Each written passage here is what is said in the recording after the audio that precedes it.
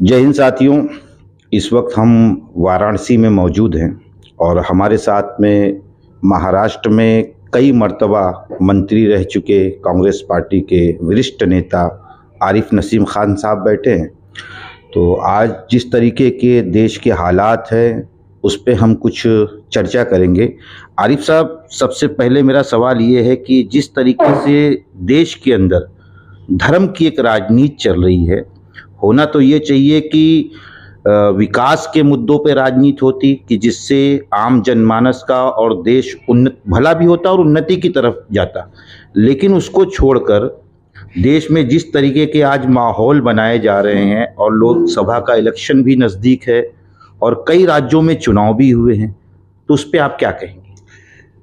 देखिए, जहाँ तक आप पोलराइजेशन की बात करते हैं, विकास की बात कैसे करेंगे? क्योंकि पिछले 10 साल में कुछ विकास तो इस देश में हुआ नहीं। जो पहले की सरकारों ने इस देश को हर तरफ से मजबूत किया था, चाहे आर्थिक परिस्थिति हो, डेवलपमेंट हो, बेरोजगारी दूर करने की बात हो, किसानों को आधार देने की बात हो, जिस तरह से डॉक्टर मनमोहन सिंह सरकार तक की सरकारों ने इस देश को दुनिया के नक्शे पर ताकतवर देश बनाने का काम किया, उस देश को 2014 में मोदी और भारतीय जनता पार्टी ने, मोदी सरकार ने पिछले 10 साल में पूरी तरह से बर्बाद करने का काम किया है। आज आप देखिए, पूरे देश में नौजवान, पढ़ा लिखा नौजवान, प्रोफेशनल नौजवान डिग्रियां ले लेके घूम रहा है, उसके लिए नौकरी नहीं है। सरकारी नौकरियों पे ताला बंद हो गया है। किसानों की आत्महत्या बढ़ रही है। डेवलपमेंट के नाम पर, विकास के नाम पर हिंदुस्तान पूरी तरह से रुका हुआ है। तो इसलिए आज अब लोकसभा का चुनाव आ रहा है, 2024 में चुनाव आ रहा है। देश की जनता को जवाब देने के लिए मोदी जी के सरकार के पास कोई जवाब नहीं है। इसलिए वो हिंदू मुस्लिम पोलराइजेशन, इसी तरह की राजनीति की जा रही है, जो इस देश को कमजोर करने वाली राजनीति है। राजनीति वो होनी चाहिए जो देश को मजबूत कर सके। लेकिन बदकिस्मती है हमारे देश की, हमारे मुल्क की, कि मौजूदा मोदी सरकार जो है और भारतीय जनता पार्टी पूरी तरह से देश को बांटने की और कमजोर करने की कोशिश बार बार कर रही है। एक तरफ मोदी सरकार इस देश को बांटने की कोशिश कर रही है, तो कांग्रेस इस देश को बचाने की कोशिश कर रही है। कांग्रेस इस देश को जोड़ने की बात कर रही है। तो कांग्रेस और भारतीय जनता पार्टी में बहुत बड़ा फर्क है। अच्छा, जैसा अभी आजकल एक चीज़ बहुत इशू बन रहा है, चुनाव हो, चाहे ये छत्तीसगढ़ या राजस्थान के जो चुनाव हुए हैं, उसके अंदर एक चीज़ सुनने को मिली कि जैसे एक स्टेट से राहुल गांधी जी ने कहा कि पनौती ने हरा दिया। उससे पहले एक सभा के अंदर नरेंद्र दामोदर मोदी जी ने कहा था कि नसीब वाला चाहिए कि बदनसीब वाला चाहिए।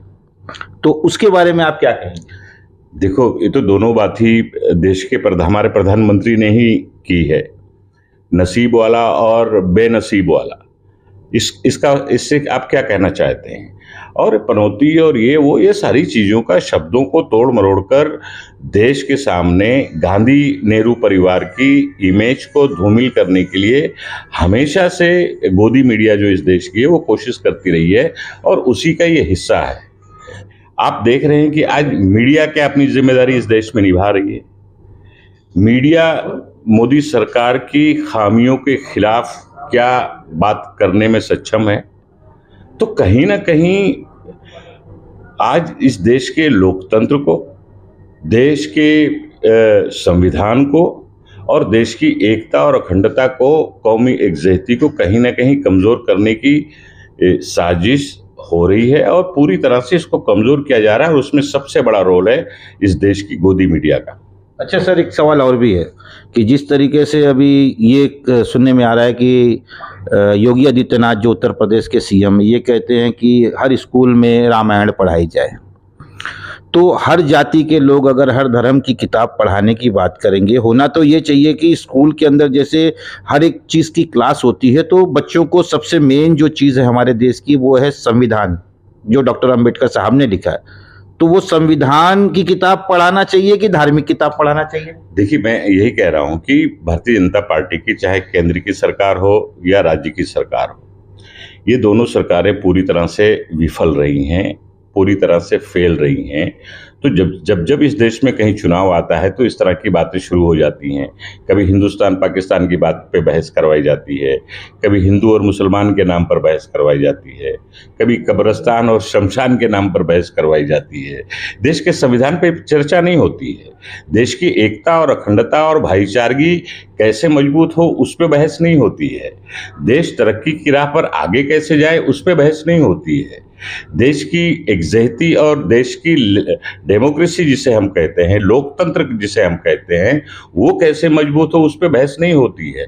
बहस इसी पे होती है, हिंदू और मुसलमान के नाम पर बहस करवाइए, लोगों को भावनात्मक तरीके से उनके वोट लीजिए और राज कीजिए। इस तरह की राजनीति पिछले 1.5-2 दशक से हमारे देश में शुरू हुई है, जो भारतीय जनता पार्टी ने आरएसएस का जो मूल एजेंडा था उसको लेकर शुरू किया है, और वो हमारे देश के लिए बहुत ही खतरनाक है और नुकसानदेह है। लेकिन मैं एक चीज़ और आपके साथ शेयर करना चाहता हूँ कि देश की जनता भी तमाम सारी चीज़ों से ऊब चुकी है। आपने देखा कि पिछले दिनों कर्नाटका में चुनाव हुआ, हमारे देश के प्रधानमंत्री ने जय हनुमान बोलो और भारतीय जनता पार्टी को वोट दो, बटन दबाओ, इस तरह की बातें उन्होंने कही। लेकिन कर्नाटक की जनता ने क्या किया, उनकी बातों को रिजेक्ट किया और भारतीय जनता पार्टी के उम्मीदवारों की जमानत जब्त की। कांग्रेस की नेतृत्व की सरकार वहां पर मजबूती के साथ बनी। उससे पहले गोदी मीडिया ये बता रही थी कि बीजेपी जीत के आ गई। तो यही मैं कहना चाहता हूं कि चाहे मीडिया हो, सामाजिक संगठन के लोग हों, धार्मिक संगठन के लोग हों, इन सबको ये सोचना चाहिए कि वो पहले इस देश के नागरिक हैं। देश मजबूत बना रहना चाहिए। देश मजबूत रहेगा तो सारे लोग मजबूत रहेंगे। सबको अपनी जिम्मेदारी, इस देश के प्रति जो कर्तव्य है वो निर्वाह करने का काम लोगों को करना चाहिए। अच्छा सर, जैसा उत्तर प्रदेश में आजकल एक ट्रेंड बहुत ज़्यादा चला है कि योगी आदित्यनाथ ने ये फरमान निकाल दिया कि जिन प्रोडक्ट पे हलाल लिखा है उसको जब्त किया जाए, और अधिकारी घूम घूम के उसको जब्त कर रहे हैं। तो इस पे जरा कुछ आप कहेंगे? देखिए, मैं वही तो कह रहा हूँ कि जब चुनाव आता है और हिंदू मुसलमान की जब अब बहस शुरू हो जाती है टेलीविजन पे, तो लोग पूछने लगते हैं कि कहीं चुनाव है क्या। तो ये अब 2024 का लोकसभा चुनाव नजदीक आ रहा है, 5 राज्यों के विधानसभा चुनाव चल रहे हैं। इसी की कड़ी में इस तरह की गैर जिम्मेदाराना बात जिसे हम कह सकते हैं, गैर कानूनी तरीके से जिस तरह से इस तरह हिंदू मुस्लिम पोलराइजेशन करने वाली जो फैसले हैं, जो बयान हैं, जो राजनीति है, वो इस तरह से की जा रही है। और ये भारतीय जनता पार्टी का सबसे पहला एजेंडा है। लेकिन देश की जनता अब समझ चुकी है, ये सब बहकावे में, ढकोसले में और फालतू बातों में लोग अब नहीं आएंगे। आप देखेंगे कि जब 5 राज्य का रिजल्ट आएगा 2 दिसंबर को, तो कांग्रेस, भारतीय जनता पार्टी की सभी जगह पर सरकारें जाएंगी और कांग्रेस की सरकार स्थापित होगी। अच्छा, एक आखिरी सवाल आपसे कि जैसा राहुल गांधी जी ने एक मोहब्बत की दुकान खोली थी, एक यात्रा निकाली थी, बहुत लंबी एक यात्रा थी जो कन्याकुमारी से शुरू की थी, और उसके बाद एक महागठबंधन बना। तो क्या आने वाले समय में जो 2024 का इलेक्शन होता है या और जिन राज्यों में चुनाव होने हैं, क्या उसमें कांग्रेस अपनी भूमिका दिखा पाएगी? देखिए, कांग्रेस अपनी भूमिका में ही है। कांग्रेस और कांग्रेस के नेता अगर भूमिका में नहीं होते इस देश को बचाने के लिए, तो 4,500 किलोमीटर कन्याकुमारी से कश्मीर तक राहुल गांधी पदयात्रा नहीं निकालते। चाहे बरसात हो, गर्मी हो, धूप हो, उनकी चाहे ठंड हो, उनको इतनी धमकियां मिली, उसके बावजूद उन्होंने अपनी यात्रा को रोका नहीं। उन्होंने कहा कि भारतीय जनता पार्टी, आरएसएस इस देश में नफरत पैदा करने की बात कर रही है, देश को विभाजित करने की बात कर रही है, देश को तोड़ने की बात कर रही है, लेकिन हम इस देश में नफरत को मिटाने का काम करेंगे, हम इस देश को जोड़ने का काम करेंगे। भारत जोड़ो यात्रा उसी का एक हिस्सा था, जो 4,500 किलोमीटर राहुल गांधी जी ने लाखों लोगों के साथ, लाखों करोड़ों लोगों से मुलाकात की, लोगों से मिले, लोगों की बातें उन्होंने सुनी, लोगों को जोड़ने के लिए अमन का पैगाम, अमन और शांति और भारत जोड़ो नाम ही उन्होंने उस यात्रा का इसीलिए दिया था कि एक तरफ भारतीय जनता पार्टी, मोदी सरकार अगर इस देश को तोड़ने की कोशिश कर रही है, तो हम इस देश को जोड़ने की कोशिश करेंगे, बिना डरे, बिना झुके हम लड़ेंगे और इस देश की एकता और अखंडता को बचाएंगे, देश को बचाएंगे। वो संकल्प लेकर राहुल गांधी जी ने पूरे देश की यात्रा की है और आपने उसका नज़ारा भी देखा है कि देश के लोगों ने जगह जगह पे राहुल गांधी के इस कदम का स्वागत किया है। देश की जनता को आप कुछ मैसेज देना चाहेंगे हमारे चैनल के माध्यम से? नहीं, मैं यही कहना जैसी चाहूँ, अफवाहें चल रही मैं यही कहना चाहता हूँ कि भारतीय जनता पार्टी और बीजेपी की सरकार, चाहे केंद्र की सरकार हो या उत्तर प्रदेश की सरकार हो, ये हिंदू और मुसलमानों में लोगों को बांटकर देश और प्रदेश को कमजोर करना चाहते हैं। इनके बहकावे में आए बिना हमारे देश की जो मूल गंगा जमुनी जो संस्कृति रही है, जो हिंदू मुस्लिम एकता का जो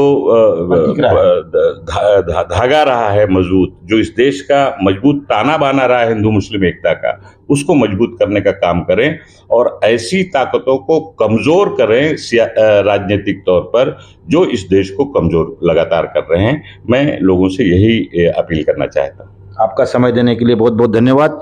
तो जैसा आपने देखा, हमारे साथ में कांग्रेस के वरिष्ठ नेता और कई बार के मंत्री रह चुके आरिफ नसीम खान साहब थे और उन्होंने बहुत ही अच्छी बात कही है कि हिंदुस्तान की जो गंगा जमुनी तहजीब है उस तहजीब को कायम रखा जाए, किसी के बहकावे में ना आ जाए और कोई भी कार्य किया जाए तो संवैधानिक तरीके से किया जाए। कैमरामैन अब्दुल रहीम के साथ में जाबिर शेख, प्रहारी, मुंबई से।